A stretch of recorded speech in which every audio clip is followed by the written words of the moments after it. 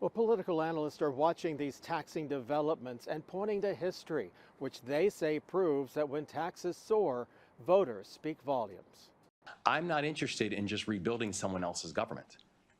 We need to build our own. For Governor Wes Moore, closing the state's $3 billion budget deficit is one taxing predicament. Making sure that everyone understands that the sacrifice needs to be shared. As lawmakers debate a litany of new taxes and increased taxes proposed by the governor faces a strategic decision which could have long-term implications. The governor's in a real box here. Right now, voters are very concerned about some of the actions in Annapolis with some of this, basically, how much can we soak it to citizens? And citizens are kind of frustrated. It all seems so similar to the politics of a decade ago when former Governor Martin O'Malley raised more than 40 taxes, sending many Democrats voting Republican.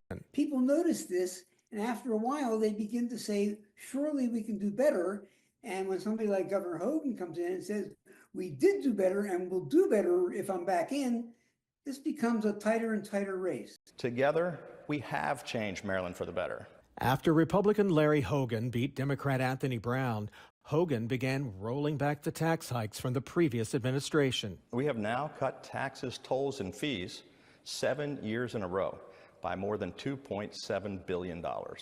I think the actions in Annapolis this year could have a huge impact in the election next year. While Governor Wes Moore still enjoys a high approval rating, some experts predict his decision on taxes will be critical. He appears to be universally likable, but likability can have diminishing returns. Wes Moore may have dreams of running for president, and voters aren't going to vote for a tax and spend liberal Democrat in 2028. Even if the other option isn't very good, because they feel they're overtaxed. Hogan is yet to indicate whether he plans to attempt to unseat Governor Moore, but experts say their fate could hinge on some taxing decisions. Voters, they have short memories, but they'll remember a tax increase the year they go to the polls to vote.